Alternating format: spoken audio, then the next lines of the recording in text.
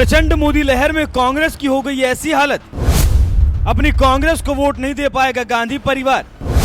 कांग्रेस को वोट देने के लिए तरस जाएंगे राहुल सोनिया।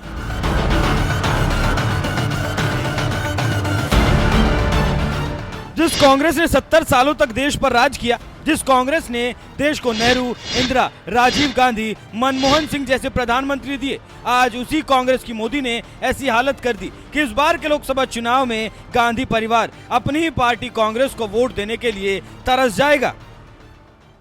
साथियों, स्वार्थ और अवसरवादिता में घिरी कांग्रेस की हालत ऐसी हो गई है कि कांग्रेस का शाही परिवार आजादी के इतिहास में पहली बार होगा। और ये नोट करिए, आजादी के बाद इतने चुनाव हुए, पहली बार दिल्ली में कांग्रेस का जो शाही परिवार रहता है वो कांग्रेस को वोट नहीं देगा। अगर ये शाही परिवार कांग्रेस को वोट नहीं देता है तो आपसे वोट मांगने का उनको क्या हक है भाइयों। जहां इस शाही परिवार के लोग रहते हैं वहां कांग्रेस चुनाव ही नहीं लड़ रही है। पहली बार ऐसा हो रहा है कांग्रेस की दुर्दशा कि उनका शाही परिवार खुद कांग्रेस को वोट नहीं कर पाएगा। इस देश ने शायद ही कभी ऐसा सोचा होगा कि एक दिन ऐसा आएगा जब देश में कई बार सरकार बना चुकी कांग्रेस के सामने विपक्ष में बैठने लायक सीट हासिल करने के भी लाले पड़ जाएंगे। वो दौर आया साल 2014 में, जब गुजरात से निकलकर एक ऐसा नेता दिल्ली में आया जिसके चेहरे पर बीजेपी लोकसभा चुनाव लड़ी और पहली बार अकेले दम पर प्रचंड बहुमत के साथ ऐतिहासिक जीत भी हासिल की। ये नेता कोई और नहीं, नरेंद्र मोदी थे, जिनके नाम की ऐसी प्रचंड लहर चली कि 2014 के लोकसभा चुनाव में कांग्रेस महज 44 सीटों पर सिमट कर रह गई। तो वहीं 5 साल बाद जब साल 2019 में लोकसभा चुनाव हुआ तो इस बार भी प्रचंड मोदी लहर जारी रही और इस लोकसभा चुनाव में कांग्रेस महज 52 सीटों पर ही सिमट कर रह गई। यानी कांग्रेस को इतनी सीटें भी नसीब नहीं हुई कि वो नेता विपक्ष का पद भी हासिल कर सके, क्योंकि विपक्ष का पद हासिल करने के लिए भी पार्टी के पास कम से कम कुल सीटों की 10% संख्या यानी 55 सीटें होनी चाहिए। और कांग्रेस बेचारी 2014 में 44 जबकि 2019 में महज 52 सीटें ही हासिल कर सकी। चुनाव दर चुनाव कांग्रेस की हालत खस्ता होती गई और इस बार तो लोकसभा चुनाव में इस कांग्रेस की ऐसी हालत हो गई कि जिस दिल्ली में बैठकर दशकों तक देश की सरकार चलाई, उसी दिल्ली की महज 7 लोकसभा सीटों पर भी अपने दम पर चुनाव लड़ने की हिम्मत नहीं जुटा सकी। इन 7 सीटों को जीतने के लिए भी कांग्रेस को उस आम आदमी पार्टी से हाथ मिलाना पड़ गया जिसे राजनीति में उतरे ही जुमा 4 दिन हुए हैं। और उस पर भी तुर्रा ये है कि इस नए नवेली आम आदमी पार्टी से गठबंधन भी कांग्रेस को घुटनों के बल आकर करना पड़ा, क्योंकि देश की पुरानी और बड़ी पार्टी होने के बावजूद कांग्रेस महज 3 सीटों पर ही चुनाव लड़ रही है, तो वहीं आम आदमी पार्टी 4 सीटों पर चुनाव लड़ रही है। इस गठबंधन में कांग्रेस छोटी पार्टी बन गई जबकि आम आदमी पार्टी उससे बड़ी पार्टी बन गई। बात यहीं खत्म नहीं होती, गठबंधन धर्म निभाने के लिए बेबस कांग्रेस को नई दिल्ली लोकसभा सीट भी आम आदमी पार्टी को देनी पड़ गई। उसने एक बार भी शायद ये नहीं सोचा कि जिस नई दिल्ली लोकसभा सीट को कांग्रेस ने केजरीवाल की पार्टी को सौंप दिया, उसी नई दिल्ली लोकसभा क्षेत्र में गांधी परिवार दशकों से वोट डालता रहा है। लेकिन इस बार मोदी लहर के डर से आम आदमी पार्टी से गठबंधन करने को मजबूर हुई कांग्रेस ने नई दिल्ली सीट भी आम आदमी पार्टी को दे दी, जिसकी वजह से सोनिया गांधी, राहुल गांधी, प्रियंका गांधी अपनी ही पार्टी कांग्रेस को वोट नहीं दे पाएंगे। उन्हें आम आदमी पार्टी के उम्मीदवार सोमनाथ भारती को वोट देना पड़ेगा। यही वजह है कि पुराने कांग्रेसी रहे आचार्य प्रमोद कृष्णम ने भी इस मामले पर कांग्रेस को जबरदस्त लताड़ लगाते हुए कहा, इस बार सोनिया जी, खड़गे जी और राहुल गांधी जी खुद भी अपनी पार्टी को वोट नहीं देंगे, क्योंकि जहां उनका आवास और दफ्तर है वहां कांग्रेस का कैंडिडेट ही नहीं है। अब इसे नेतृत्व का दिवालियापन कहो या कांग्रेस के भाग्य की विडंबना, लेकिन खबर एकदम 16 आने सच है। अब इसे मोदी का डर ना कहें तो क्या कहें, क्योंकि ये मोदी का डर ही तो है जिसकी वजह से तमाम विपक्षी पार्टियों ने पहले तो एकजुट होकर इंडिया गठबंधन बनाया, फिर उसी इंडिया गठबंधन में कांग्रेस के साथ ही आम आदमी पार्टी को भी शामिल किया गया और अब इसी गठबंधन की वजह से कांग्रेस को नई दिल्ली लोकसभा सीट आम आदमी पार्टी को देनी पड़ गई, जिसकी वजह से शायद ऐसा पहली बार होगा कि सोनिया गांधी, राहुल गांधी और प्रियंका गांधी अपनी ही पार्टी कांग्रेस को वोट नहीं दे पाएंगे। नई दिल्ली सीट का इतिहास। इस सीट से बीजेपी ने बांसुरी स्वराज को टिकट दिया है। गठबंधन की वजह से कांग्रेस ने सीट आम आदमी पार्टी को दे दी। आम आदमी पार्टी ने यहां सोमनाथ भारती को उम्मीदवार बनाया है। 2014-2019 में बीजेपी नेता मीनाक्षी लेखी यहां से जीती थी। 2004-2009 में कांग्रेस नेता अजय माकन ने जीत दर्ज की। 1992 में राजेश खन्ना ने कांग्रेस के टिकट पर यहां से जीत हासिल की। 1989 और 1991 में लाल कृष्ण आडवाणी ने जीत हासिल की। 1977 और 1980 में अटल बिहारी वाजपेयी यहां से सांसद बने। 1951 और 1957 में पहली महिला सीएम सुचेता कृपलानी जीती। नई दिल्ली लोकसभा सीट का इतिहास बता रहा है कि यहां से देश की पहली मुख्यमंत्री के तौर पर कमान संभाल चुकी सुचेता कृपलानी से लेकर अटल बिहारी वाजपेयी, लाल कृष्ण आडवाणी, मीनाक्षी लेखी, अजय माकन जैसे बड़े नेता चुनाव लड़ते रहे हैं। तो वहीं 7 बार कांग्रेस इस सीट पर जीत भी हासिल कर चुकी है। यहां तक कि साल 2019 के लोकसभा चुनाव में भी दिग्गज कांग्रेसी नेता अजय माकन 2,47,000 से ज्यादा वोट पाकर दूसरे नंबर पर रहे थे। लेकिन इसके बावजूद कांग्रेस ने इस सीट पर खुद लड़ने के बजाय यह सीट आम आदमी पार्टी को दे दी, जो तीसरे नंबर पर थी, जिसकी वजह से अब सोनिया, राहुल और प्रियंका गांधी पहली बार अपनी पार्टी कांग्रेस को वोट नहीं दे सकेंगे। बहरहाल कांग्रेस की इस हालत के लिए आप किसे जिम्मेदार मानते हैं? अपनी राय हमें कमेंट कर जरूर बताएं।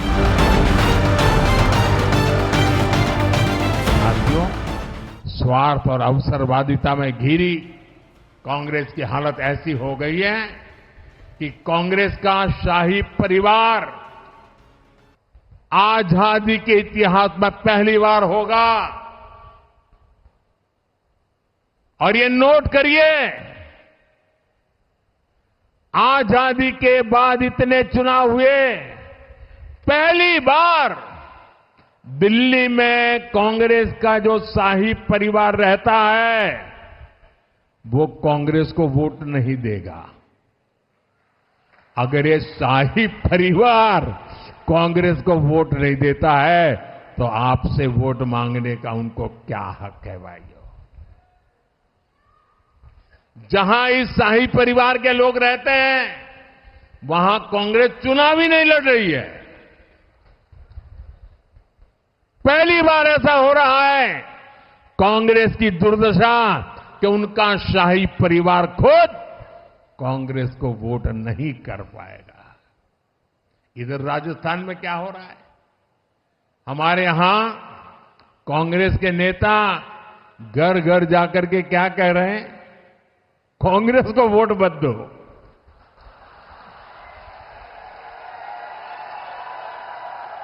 पूरी कांग्रेस पार्टी, हम पहले तो सुनते थे कि वो कहते थे भाजपा को वोट मत दो।